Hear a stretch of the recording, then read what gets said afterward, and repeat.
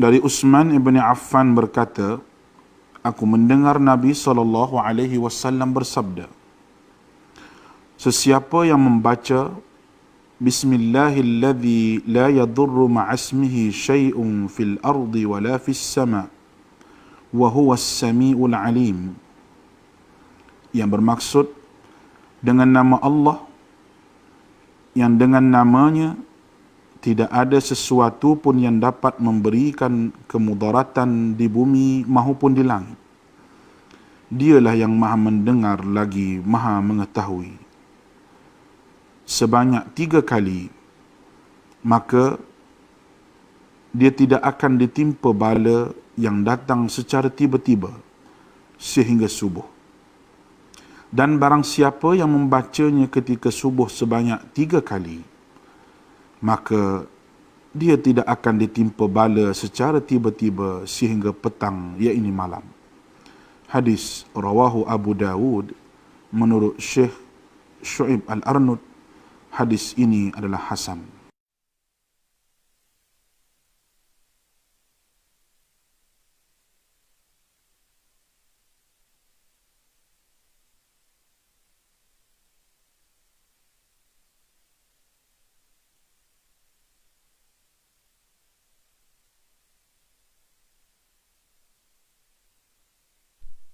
Bincangkan topik sebatian ion dan kovalen bagi subjek kimia, iaitu bagi standard pembelajaran 5.7.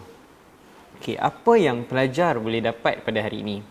Okey, penting untuk pelajar tahu apa objektif bagi pembelajaran setiap kali pelajar-pelajar belajar pada hari itu. Contohnya hari ini, pelajar boleh menganalisa perbezaan sifat sebatian ion dan sebatian kovalen. Apabila kita sebut menganalisa, bermaksud pelajar tersebut tahu berkenaan eksperimen ataupun membanding beza berkenaan dengan sebatian ion ataupun sebatian kovalen. Kenapa saya tumpukan kepada sebatian ion dan sebatian kovalen? Sebelum ni, kalau bersama dengan saya ikatan kimia, iaitu ikatan ion dan ikatan kovalen saya tumpukan, dan hari ini berkenaan dengan sebatian ion dan sebatian kovalen. Tahukah pelajar bahawa bagi bab 5 ni, iaitu bab ikatan kimia ni, merangkumi 10 hingga ke 20 markah di dalam kertas 2 SPM. Bermaksud, kalau saya ringkaskan secara analisa saya, betapa pentingnya bab ini untuk pelajar kuasai. Sekurang-kurangnya untuk menguasai 1/10 hingga ke 1/20 daripada markah dalam kertas 2 SPM. Bermaksud, bab ini adalah sangat penting. Okey, seterusnya, pelajar juga boleh jelaskan dengan contoh kegunaan sebatian ion dan sebatian kovalen dalam kehidupan harian. Pendek kata, terdapat banyak contoh kehidupan kita. Memang kita tak terlepas daripada kehidupan harian kita menggunakan benda-benda kimia ni. Bahan-bahan kimia dalam kehidupan harian, kat dapur, selalunya kat dapur, dekat bilik air, dan benda-benda ni memang banyak kita guna. Cuma kita perasan ataupun kita sedar ataupun tak saja. Okey. Kita masuk kepada sifat bagi sebatian ion dan sebatian kovalen. Okey, sifat kat sini saya letak kat tengah, dan kiri dan kanan saya sebatian ion dan sebatian kovalen, macam dalam slide ya. Okey, sifat yang pertama kita akan bincangkan hari ini adalah kekondusian elektrik. Bagaimana sifat bagi sebatian ion dan sebatian kovalen, boleh tak dia konduksikan elektrik? Kalau tengok di slide saya ni, kekonduksian elektrik bagi sebatian ion boleh. Tetapi saya letakkan kurungan kat situ. Ianya boleh pada keadaan aqueous atau leburan sahaja. Tetapi manakala sebatian kovalen tidak boleh mengkonduksikan elektrik dalam apa-apa keadaan, pepejal maupun larutan ataupun gas, memang tidak boleh mengkonduksikan elektrik. Okey. Seterusnya kita tengok keterlarutan dalam air.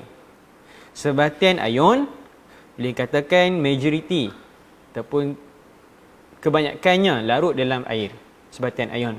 Manakala sebatian kovalen tidak larut di dalam air.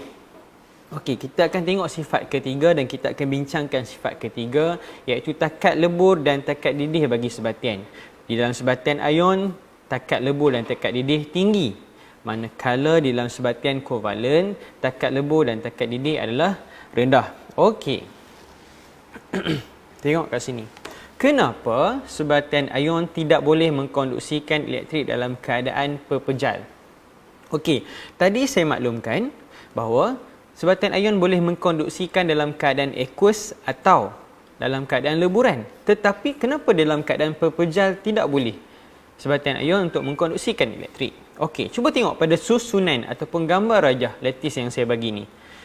Bayangkan dalam keadaan padat macam ni, elektrik kita lalu memang tak dapat. Sebab apa?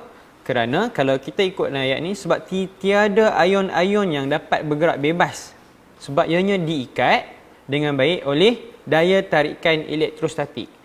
Saya maklumkan daya tarikan elektrostatik ni sangat kuat. Ianya susah untuk diputuskan. Tapi walaupun ianya susah, tapi tak bermakna ianya tidak boleh diputuskan. Tapi ianya satu tarikan yang sangat kuat.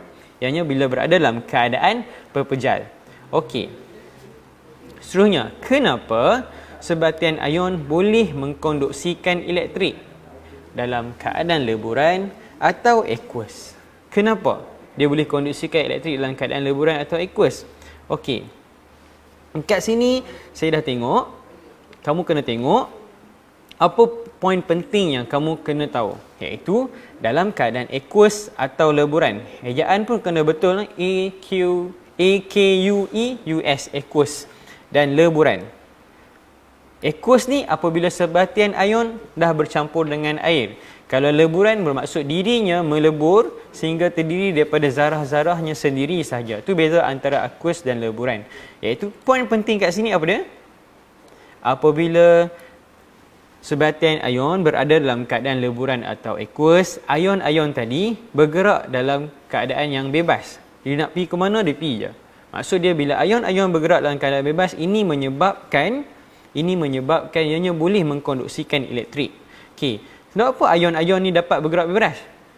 Dapat bergerak bebas kerana daya tarikan elektrostatik dia telah diatasi. Sama ada wujudnya daya tarikan yang lebih kuat ataupun dengan menggunakan haba dapat memutuskan daya ikatan tersebut. Okey. Boleh tengok kat sini daripada keadaan pepejal ianya tersusun rapat, kuat diikat oleh daya tarikan elektrostatik. Tetapi apabila wujudnya satu haba ataupun daya yang tarikan yang lebih kuat, ianya dapat bergerak bebas. Kalau tengok kat sini, dia bergerak ke tempat-tempat lain. Yang sini gambar rajah di bawah ni adalah gambar rajah yang saya ambil daripada buku teks, yang boleh pelajar-pelajar boleh tengok sambil tengok live ni, boleh tengok buku teks. Gambar rajah ni saya ambil dalam buku teks. Okey. Kenapa? Tadi sebatian ion. Sekarang, kenapa sebatian kovalen tidak boleh mengkonduksikan elektrik dalam keadaan leburan, aqueous mahupun pepejal? Kenapa sebatian kovalen ni tak boleh? Tadi sebatian ion saya sebut wujudnya ion yang bergerak bebas. Okey. Tetapi di dalam sebatian kovalen, tiada ion. Ianya kerana terdiri daripada molekul neutral sahaja.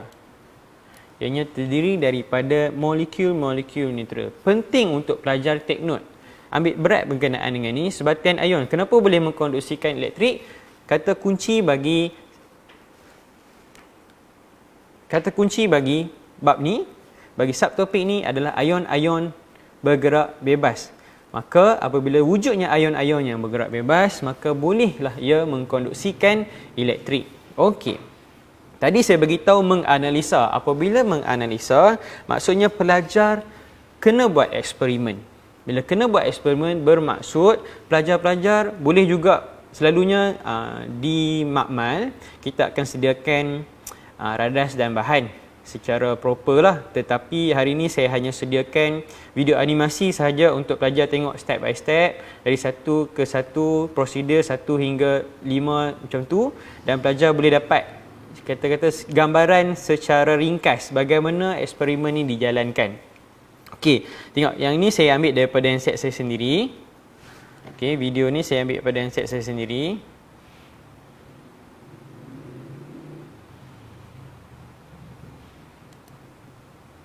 Okey, boleh tengok kat sini, iaitu kita nak tengok bagaimana eksperimen ni? Saya menggunakan plumbum duobromida. Yang pertama, masukkan pepejal plumbum duobromida dalam mangkuk pijar ni, mangkuk pijar ya.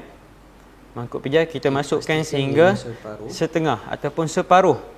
Dan mangkuk pijar tadi diletakkan di atas tungku kaki 3. Mangkuk pijar diletakkan di atas tungku kaki 3. Okey, pastikan ia stabil dan seterusnya kita hidupkan suis dulu. Kita hidupkan suis dulu. Bila kita hidupkan suis sebab apa? Sebab kita nak tengok dalam keadaan pepejal ni sama ada plumbum duobromida dapat tak mengalirkan arus elektrik. Kalau kat sini saya menyatakan mentol. Kalau kat sini saya nyatakan mentol. Tapi kat sini dalam gambar aja saya letak ammeter. Mana-mana sama ada letak mentol ataupun ammeter. Kurang-kurangnya kalau letak ammeter kita boleh dapat tahu bacaan arus yang mengalir. Boleh, tak ada masalah. Okey, sama ada kita letak mentol ataupun ammeter. Tapi kalau nak ukur arus yang mengalir, kita akan letak ammeter. Okey, seterusnya.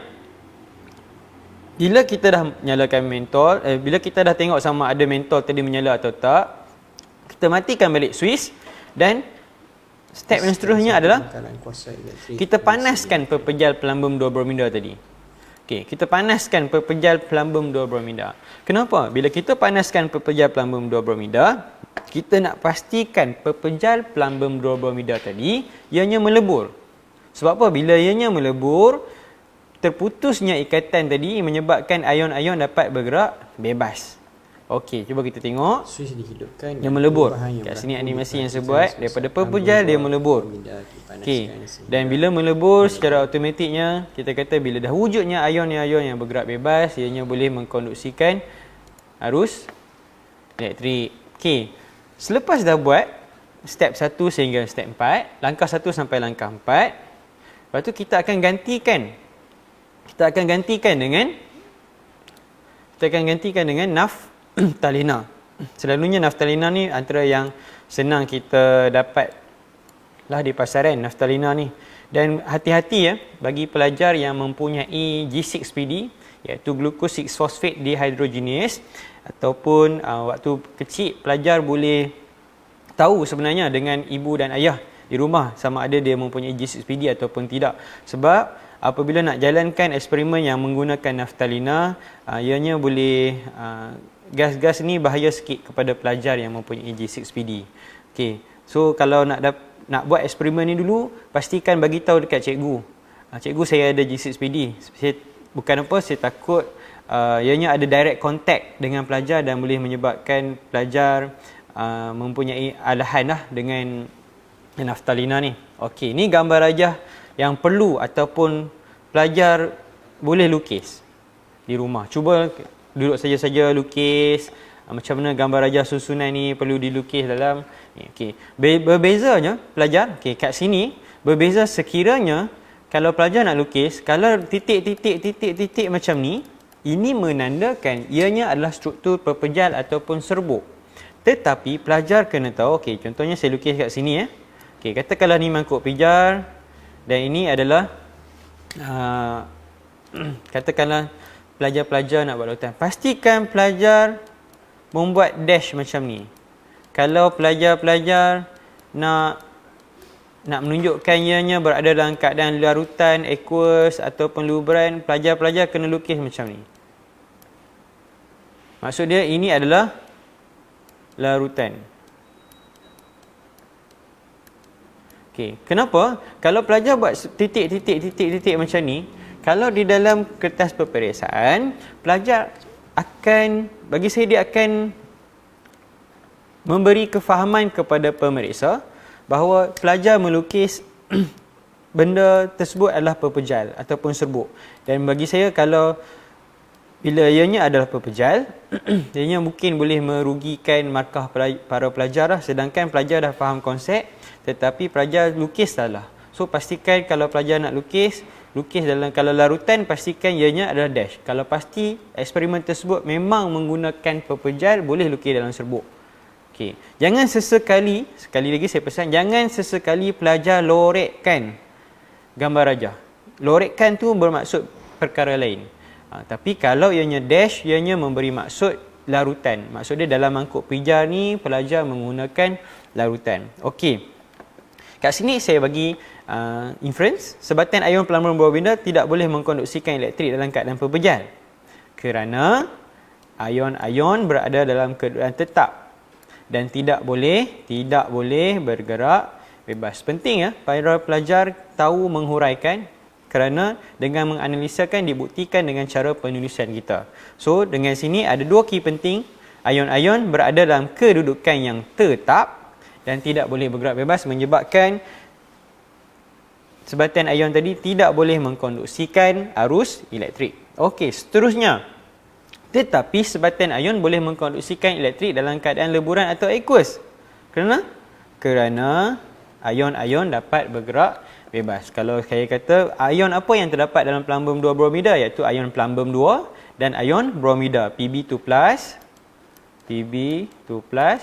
dan ion bromida, Br-, Br negatif. So sini ion-ion yang bergerak bebas dalam pelambung 2 bromida ada 2 ion lah. Sebab apa saya kata 2 ion? Sebab leburan. Bila leburan kita tak campur air, kita panaskan dia melebur. Jadi ianya ada 2 ion saja, ion negatif dan ion positif yang terdiri daripada ikatannya sahaja.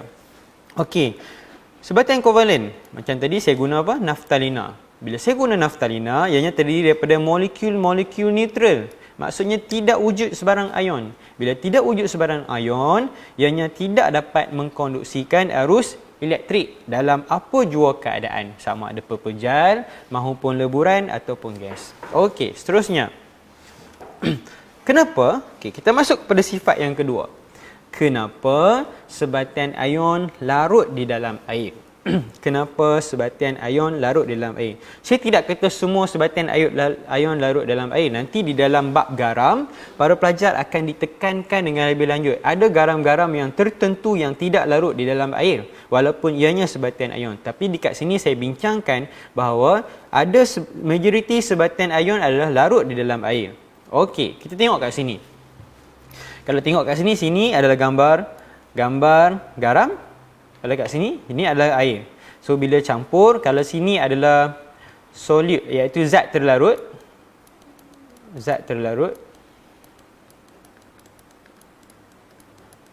Yang ini adalah pelarut, solvent. Okey, solvent, solute, dia akan jadi solution, iaitu larutan. Garam, air, dia akan jadi larutan garam. Iaitu sini saya pakai contoh natrium klorida, iaitu garam yang ada kat rumah kita aja. Okey, natrium klorida. Okey, natrium klorida campur dengan air, so dia akan jadi larutan natrium klorida. Okey, ni pepejal, struktur pepejal. Okey, maksud dia berada dalam keadaan yang sangat rapat, padat. Maksud dia tidak ada ion-ion yang bergerak bebas kat sini. So ni molekul air. Jadi bila air dan sebatan ion bercampur. Okey, kat sini cuba perhatikan betul-betul. Bila air dan pepejal garam bercampur, apa terjadi? Okey, terputusnya ikatan daya tarikan elektrostatik yang kuat ni. Macam mana boleh terputusnya daya tarikan elektrostatik yang kuat ni? Disebabkan bila bercampur dengan air. Okey, nanti kita tengok huraiannya. Sebab apa? Okey, kita tengok sini, kat sini ada ion natrium dan ion klorida. Di dalam garam tadi kan, natrium klorida, ada ion natrium dan ada ion klorida. So, macam mana ianya boleh terputus ikatan ni? Okey, kena tahu kat sini. Okey, sini mungkin pelajar-pelajar baru dikenalkan. Air merupakan pelarut berkutub. Ni istilah yang diperkenalkan kepada pelajar untuk pelajar faham. Kenapa ianya boleh melarutkan sebahagian garam? Pelarut berkutub air, yang mengandungi cas separa negatif. Dekat mana cas separa negatif ni dia ada? Iaitu cas separa negatif ni berada pada atom oksigen. Kalau tengok struktur air, okey, saya lukis kat sini, struktur air, dia ada O dan ada H. So cas separa negatif dekat sini ada, cas separa negatif dia ada pada atom oksigen. Manakala cas separa positif dia berada pada atom hidrogen. Separa positif, separa negatif. Saya tak tulis negatif terus, saya tak tulis positif terus. Kenapa? Sebab ianya separa kerana dia dah membentuk ikatan, tapi masih lagi adanya wujudnya cas-cas yang berlebihan disebabkan kekuatan kekuatan tarikan dia tak sama. Elektronegativity oksigen ni lebih kuat. So masih ada lagi sebahagian charge separuh negatif dia tu pada atom oksigen. Jadi apa yang berlaku apabila dicampur ion positif ni merujuk pada siapa tadi? Iaitu ion natrium akan tertarik ke bahagian atom oksigen. So Na ni akan melengkung dekat O ni. Sebab charge ion positif tadi dia akan tertarik juga walaupun dianya separa negatif. Okey, nanti saya bagi tahu dalam bentuk ideologi macam mana yang kata cikgu dah bentuk ikatan boleh lagi tertarik ke orang lain. Okey. Lagi saya bagi contoh ideologi. Okey. Ion negatif pula, ion negatif akan tertarik pada separa positif air tadi. So bila tertarik automatically dah cukup kuat untuk mengatasi daya tarikan elektrostatik. Okey, saya bagi contoh lah. Kenapa orang lama-lama dulu suka cakap, kalau bertunang, jangan tunang lama-lama. Dugaan dia kuat. Okey, saya bagi ideologi untuk bagi faham. Walaupun lelaki dan perempuan dah ada ikatan, lelaki dan perempuan, charge dia berbeza, secara fitrahnya, kuat, tetapi hakikatnya, walaupun contohnya, lelaki dia tengok perempuan lain, dia tetap ada tarikan dia juga walaupun sedikit. Macam tu juga perempuan, dia tetap tengok dekat perempuan lain walaupun sedikit. Maksud dia ada juga charge separa walaupun tak penuh. Sebab itulah kita orang tua-tua pesan dulu, kalau nak bertunang jangan bertunang lama-lama. Sebab masihnya wujud charge separa ni. Dan bila sebabkan contoh fitrah ni saya tunjukkan dalam bentuk kimia, walaupun natrium klorida ni dah membentuk ikatan natrium klorida, tapi wujudnya charge separa positif dan negatif yang boleh meruntuhkan ikatan natrium klorida. Okey, itu contohlah. Okey, kat sini saya bagi bentuk penerangan dalam bentuk video, boleh tengok kat sini. Okey, saya tak convert dia dalam bahasa Melayu. Okey, ini dalam air di mana ion natrium klorida tadi terurai, dissociate dalam bahasa Inggeris, terurai dalam bentuk positif dan negatif. Macam mana ianya terurai? Saya beritahu tadi, ianya terurai disebabkan molekul air ni adalah berkutub. Separa negatif, separa positif pada atom hidrogen. Tengok, ion-ion positif melekat pada separa negatif ni, ion-ion negatif melekat pada separa positif. Ni secara kasar iaitu bagaimana ianya boleh melarut sesuatu garam tu di dalam air. Kena ingat, kata kunci yang paling penting, air adalah pelarut berkutub yang mana mempunyai charge separa positif pada atom hidrogen dan charge separa negatif pada atom oksigen. Dan ianya boleh menyebabkan terputusnya ikatan, terputusnya daya tarikan elektrostatik disebabkan tarikan kepada charge separa negatif dan positif ni. Okey, kita tengok kenapa sebatian kovalen pula tak larut dalam air. Tadi sebatian ion larut, manakala sebatian kovalen ni tidak larut. Di hujung pembelajaran nanti, saya akan berkongsi dengan pelajar-pelajar, sebatian kovalen ni ada yang sebatian ringkas dan dia ada sebatian raksasa, ataupun kalau dalam buku teks digunakan sebatian gergasi, sebatian kovalen gergasi. Maksud dia ada dua istilah yang boleh pelajar guna sini, satu sebatian kovalen raksasa, satu lagi sebatian kovalen gergasi. Okey. Sebatian kovalen sama juga, dia punya kata kunci bersifat neutral dan tidak membawa sebarang charge. Jadi bila tak ada sebarang charge, mandom je, so dia tak boleh tertarik dengan mana-mana pelarut yang mempunyai charge separa negatif ke penuh positif ke, dia tak tertarik, dia mandom je. Itu molekul ataupun sebatian kovalen. Jadi keterlarutan sebatian kovalen tidak berlaku di antara air. Takkan berlaku walaupun dianya molekul ringkas ataupun dianya molekul gergasi. Okey, seterusnya.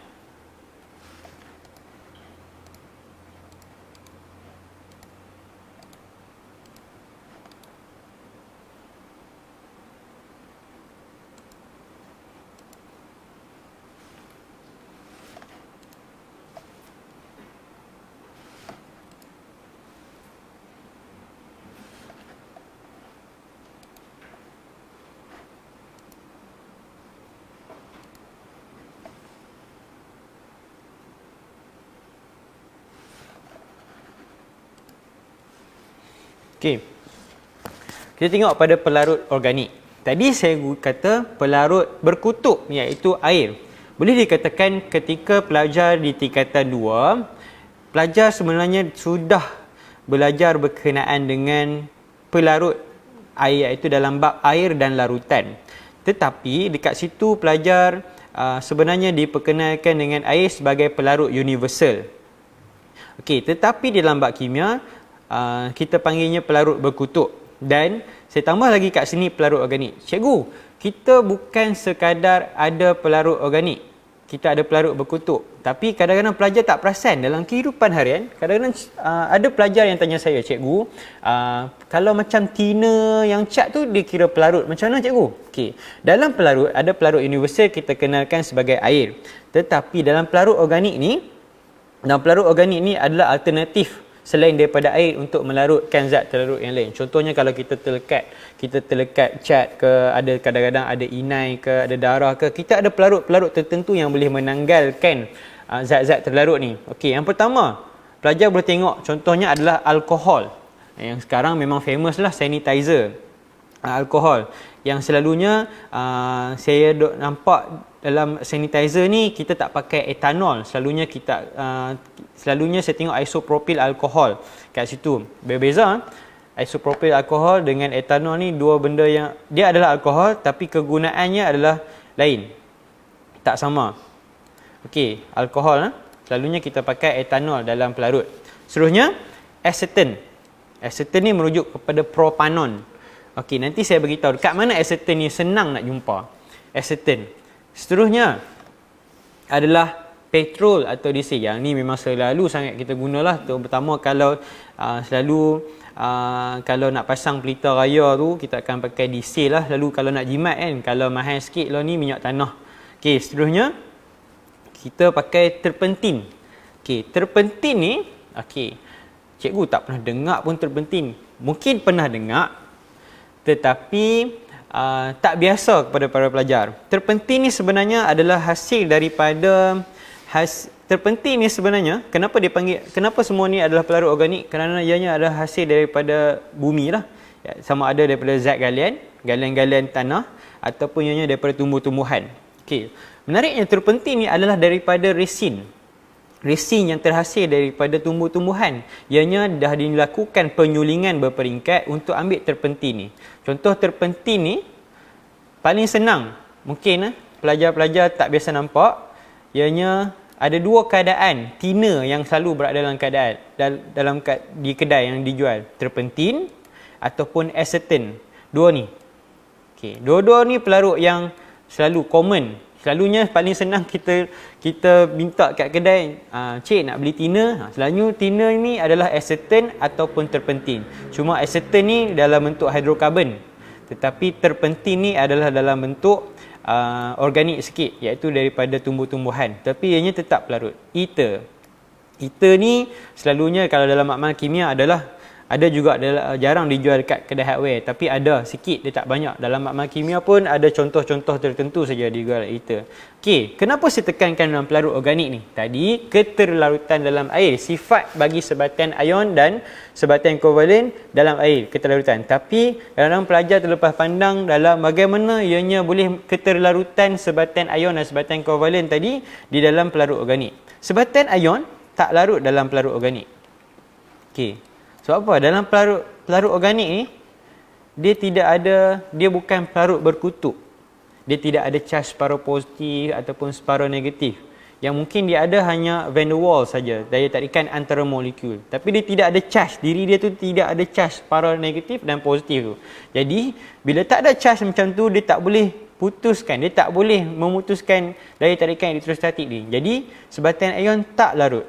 Tetapi molekul sebatian kovalen kebanyakannya larut dalam pelarut organik sebab sama-sama neutral sama-sama neutral, so dia boleh masuk mandom, dia masuk je sebab boleh kawan je. Lalu orang nerd kawan dengan orang nerd, orang cergas dia kawan dengan orang cergas, macam tu lah, dia kawan jenis sama-sama jenis dia, selalunya macam tu lah. Okay. So ditunjukkan fitrahnya dalam keadaan molekul sebatian ion dan sebatian kovalen. Okey. Macam biasa, kat sini cikgu akan bila nak menganalisa mesti ada eksperimen. So bila wujudnya eksperimen, kat sini saya dah lukis. Lukisan ni saya lukis daripada buku teks. Boleh tengok juga buku teks ya. Okey, contohnya kat sini saya pakai tabung uji. Okey, tabung uji. Kat sini saya masukkan air suling. Ni tabung uji A. Manakala yang ni tabung uji B. Tabung uji A saya masukkan air suling, saya masukkan siklohexana. Okey. Dan saya masukkan magnesium klorida, nak tengok yang mana boleh larut. Okey. Sebenarnya apabila tips untuk pelajar, terutama dalam kertas 3, kertas 2 pun sama.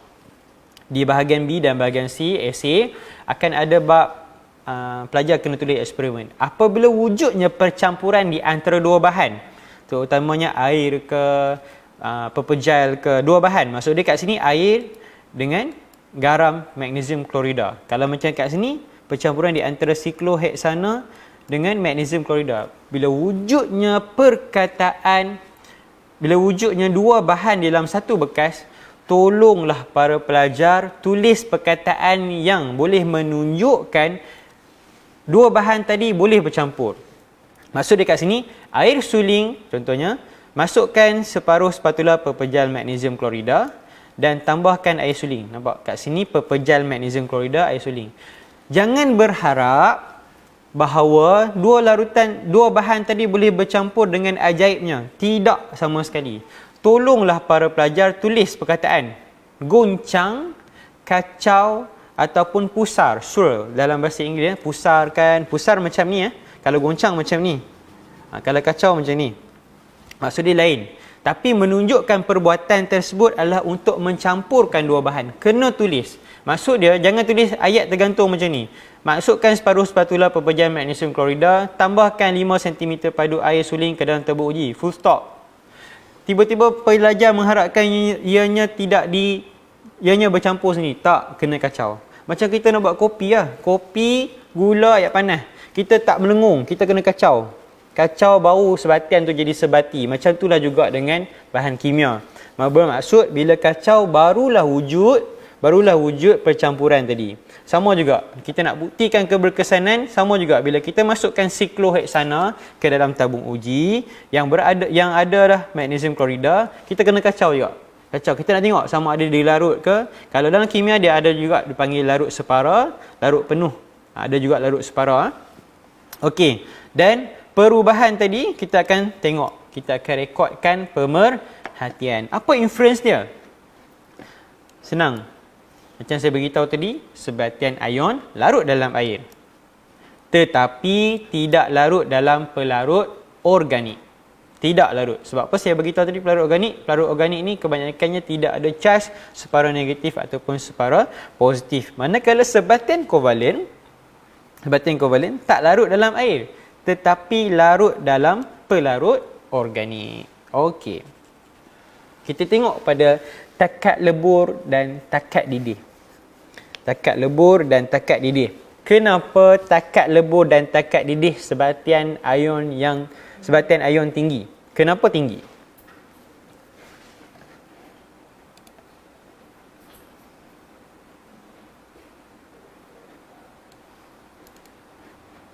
Okey. Kita tengok kat sini secara ringkas terlebih dahulu ciri-ciri yang saya dah beritahu tadi. Sifat dia high melting point and boiling point, iaitu takat didih dan takat lebur yang tinggi boleh mengkonduksikan elektrik dalam keadaan leburan ataupun dalam keadaan, dan apabila dianya dalam keadaan aqueous, iaitu melarut dalam air. Okey. Kenapa? Secara ringkasnya saya beritahu tadi struktur sebatian ion. Kalau kamu tengok rapat macam ni. Sebab apa? Sebab apa dia jadi macam ni? Struktur dia sebab wujudnya daya tarikan elektrostatik yang kuat. Sangat kuat, really strong. Dan benda ni menyebabkan bila wujudnya daya tarikan elektrostatik yang kuat, nak putus dia kena pakai banyak tenaga. Bila nak pakai banyak tenaga apa yang saya maksudkan kat sini? Tenaga haba. Selalunya kita pakai api lah, tenaga haba. Maksud dia kat sini untuk meleburkan, apatah lagi untuk mendidihkan sebatian ion, ianya memerlukan tenaga haba yang tinggi. Sebab apa? Sebab daya tarikan elektrostatik yang kuat. Okey, saya ulang balik. Sebatian ion mempunyai ion positif. Sebatian ion mempunyai ion positif dan ion negatif. Apa yang terjadi pada ion positif dan ion negatif ni? Iaitu ianya wujud daya tarikan elektrostatik yang kuat. Dan apabila wujudnya daya tarikan elektrostatik yang kuat, tenaga haba yang tinggi diperlukan. Untuk apa? Untuk mengatasi daya tarikan tersebut. Daya tarikan elektrostatik yang kuat ni supaya melebur atau mendidih. Sebab itulah sebatian ion ni mempunyai takat lebur dan takat didih yang tinggi. Okey. Kenapa pula sebatian kovalen ni mempunyai takat lebur dan takat didih yang rendah? Okey, kita tengok kat sini. Okey. Tadi saya ada sebut daya tarikan van der Waals. Kalau ada umur yang panjang, kalau masih lagi ada playlist tuition online, lepas ni saya akan terangkan berkenaan dengan ikatan hidrogen kalau adalah. Okey, sebenarnya tarikan di antara molekul ni ada dua jenis. Maknanya ada dua jenis. Daya tarikan van der Waals dan ikatan hidrogen. Tapi hari ni kita nak tengok daya tarikan van der Waals. Okey. Daya tarikan van der Waals ni wujud di antara molekul. Dia bukan macam tadi daya tarikan elektrostatik tak, bukan sebabkan charge tu, tapi sesama molekul ni dia ada daya tarikan. Daya tarikan dia ada sikit, tapi ianya sangat lemah. Macam kita nak tengok orang lah, macam kita tengok orang lalu kat depan kita. Cukup untuk kita tertarik bagi kita tengok dia. Contoh macam tu. Cukup. Walaupun tak ada pun ikatan apa, tak ada pun daya tarikan apa, tapi kita tengok. Tapi kita boleh katakan ianya sangat lemah. Macam itulah daya tarikan van der Waals, sangat lemah. So bila sangat lemah, apa maksud dia? Bila sangat lemah, di antara molekul tadi ada daya tarikan van der Waals, daya tarikan van der Waals sangat lemah. Maksud dia haba yang diperlukan untuk putuskan daya tarikan ni sangat sikit. Sebab itulah kadang-kadang kalau kamu dapati sebatian kovalen ni, contoh macam alkohol, macam-macam pelarut-pelarut organik ni, kebanyakannya berada dalam suhu bilik dalam keadaan cecair dah, sebab dia dah melebur siap dah. Sebab apa? Daya tarikan kadang-kadang ada sampai negatif 20 darjah Celsius tu dah melebur dah, negatif. Maksud dia dalam peti sejuk pun masih lagi dalam keadaan cecair. Nak bagi tahu kata daya tarikan van der Waals ni sangat-sangat lemah, tapi dia tetap ada. Cuma dia sangat lemah. Okey, sebab itulah takat lebur dan takat didih dia adalah sangat rendah. Okey, takat lebur dan takat didih. Macam biasa saya akan fokuskan juga pada eksperimen.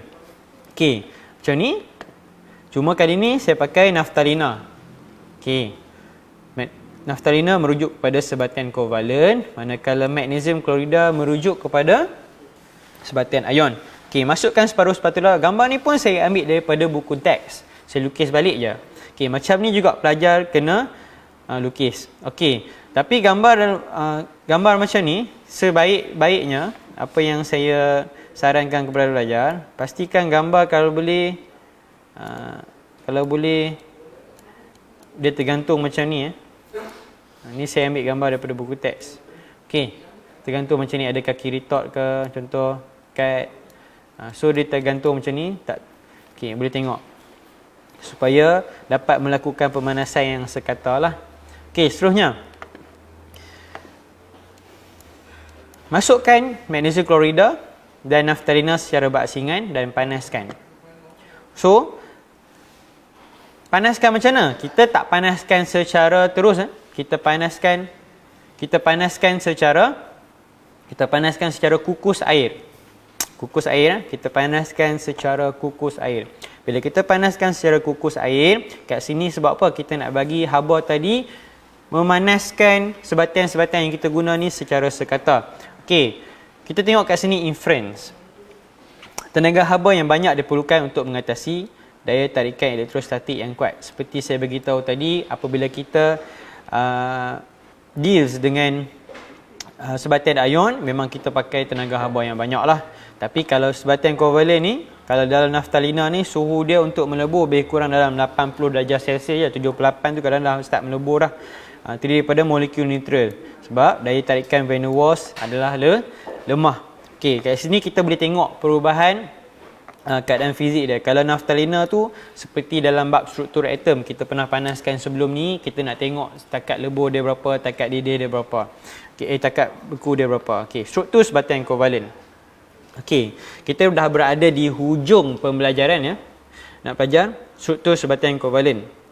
Okey, struktur sebatian kovalen yang macam saya bagi tahu tadi, struktur sebatian kovalen ada dua, iaitu ringkas dan satu lagi raksasa ataupun setengah istilah dalam buku teks kita panggil gergasi, molekul kovalen gergasi.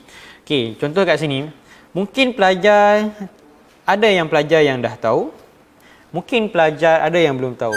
Paling senanglah saya kata, kita tahu tak? Intan yang batu permata yang ada dekat tu, kebanyakannya adalah sebatian kovalen. Dianya adalah, kalau kamu tengok, kalau atom karbon tu kalau kita tulis hitam, tetapi hasil daripada mampatan bertahun-tahun, beratus-ratus tahun, jadilah intan berlian. Intan berlian ni adalah merupakan asalnya adalah daripada karbon, tapi ikatan di antara karbon sebatian kovalen apa? Iaitu ikatan yang terbentuk di antara bukan logam, karbon kan? Bukan logam kan. So terjadilah struktur intan yang macam saya tunjukkan dalam gambar rajah ni. So ini adalah contoh bagi molekul kovalen gergasi, sebatian kovalen gergasi. Jadi contoh saya tunjuk tadi air. Air sebatian kovalen juga, tetapi ianya adalah kecil dan ringkas, berbeza.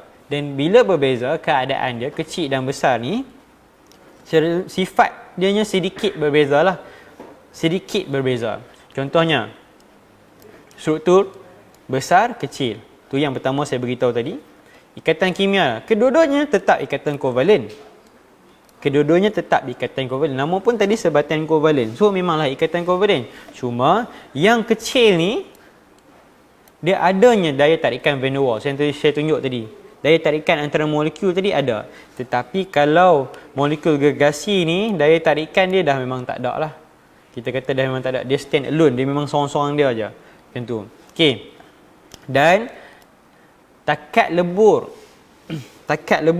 bagi sebatian kovalen yang ringkas ni memang rendah.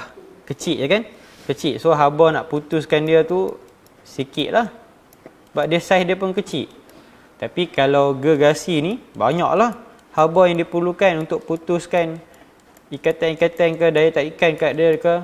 Walaupun tak ada daya tarikan van der Waals, tapi diri ni pun dah besar untuk leraikan dia. So kita perlukan tenaga haba yang tinggi, so menyebabkan takat lebur dan takat didih dia tinggi. Bayangkan kita nak bantu pemata tu, contohnya kita nak leburkan, memang sangat-sangat tinggilah dia punya suhu. Okey.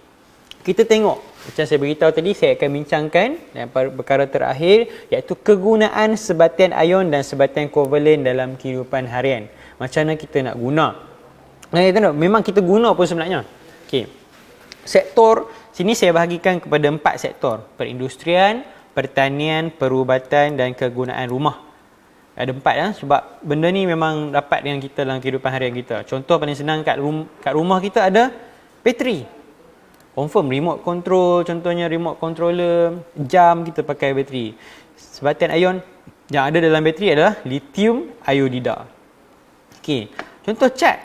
Cat adalah sebatian kovalen, pelarut organik yang saya bagi tahu tadi. Terpentin, acetone pun semua tu adalah sebatian kovalen yang memang kita guna pun. Cat rumah, tambah hari raya tu kita cat rumah kita nak bagi cantik, semua tu adalah daripada sebatian kovalen. Okey, kita tengok pertanian. Dalam pertanian ada kadang-kadang tu baja amonium nitrate. Banyak jenis baja. Terdapat banyak jenis baja fosfat ada, baja nitrat ada, dan ianya adalah sebatian ion. Bayangkan kita nak subuh, kalau dalam perlis ni yang terkenal pokok harum manis lah, banyak baja-baja kita guna. Jadi baja-baja ni kebanyakannya adalah dalam sebatian ion. Dan jangan lupa racun-racun pertanian yang kita guna, bromoetana, adalah sebatian kovalen. Kadang-kadang kita tak ambil tahu pun, tapi bila kita bagi, baru tahu kata racun ni adalah sebatian kovalen. Ada juga macam tu. So daripada kita tak mau ambil tahu, kadang-kadang kita dah dapat apa yang kita nak tahu tu. Okey, contohnya perubatan. Contoh paling senang, natrium bikarbonat. Serbuk selalunya dapat melegakan gastrik. Selalunya Yang ni yang kita boleh jumpa kat farmasi macam tu. Okey. Paracetamol. Paracetamol. Kalau paling senang, kalau saya sebut paracetamol ni, orang sebut brand. Brand paling terkenal segi paracetamol adalah Panadol. Panadol ni, paracetamol ni, ianya adalah sebatan kovalen. Dan sebatan kovalen, ianya, kalau kamu tengok kat sini, paracetamol, selalunya kita guna apa? Untuk demam, ataupun untuk selalu paling senang digunakan ubat tahan sakit. Okey, seterusnya, kegunaan di rumah. Natrium klorat. Kebanyakannya berada dalam deterjen. Contoh satu lagi. Peluntur. Ada juga sebatan ion. Kalau kamu tengok jenama-jenama tertentu peluntur yang memutihkan bleach ke contohnya, ianya terdiri daripada sebatan ion. Dan glycerol, kalau dalam bahasa kita sebut beza sikit ya, glycerol, kebanyakannya ada dalam bahan tambah dalam produk kecantikan. Selalunya untuk memberikan struktur kulit yang lebih cantik lah, selalunya kita guna glycerol ni. Okey, itu adalah sedikit sebanyak kegunaan. Kalau dapat hafal yang ni pun bagi saya dah cukup baik lah. 1 serba 1. Maksudnya kalau kat sini ada 4 sektor, semua dah ada 8 contoh. Kalau pelajar dapat hafal, ianya sangat bagus bagi saya lah. Okey, itu saja daripada saya bagi topik kimia pada hari ini. Okey, kerana lepas ni saya tak tahu ada lagi ke tak Police Tuition Online. Lepas ni subjek moral, boleh tengok segak cikgu dia, Ogi tak tengok. Okey, lepas ni saya minta maaf sekiranya wujudnya kecacatan, kekurangan dalam diri saya ketika penyampaian subjek kimia sepanjang Police Tuition Online ni. Dan sini saya minta maaf dari hujung rambut sampai hujung kaki sekiranya para pelajar menghadapi kekangan dalam pemahaman pembelajaran kimia. Itu saja daripada saya. Terima kasih kepada Jabatan Pendidikan Negeri Perlis, Jabatan Hal Ehwal Islam Negeri Perlis, Majlis Agama Islam Negeri Perlis dan Adat Istiadat Melayu Negeri Perlis. Okey, terima kasih. Assalamualaikum warahmatullahi wabarakatuh.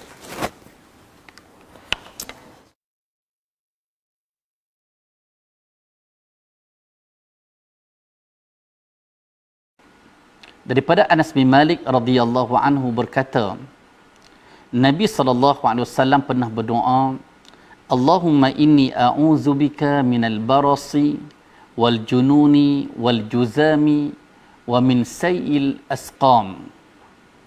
Ya Allah, aku berlindung denganmu daripada penyakit sopak, penyakit gila, penyakit kusta dan penyakit-penyakit yang buruk. Hadis diriwayatkan oleh Al-Imam Abu Dawud dengan sanad yang sahih.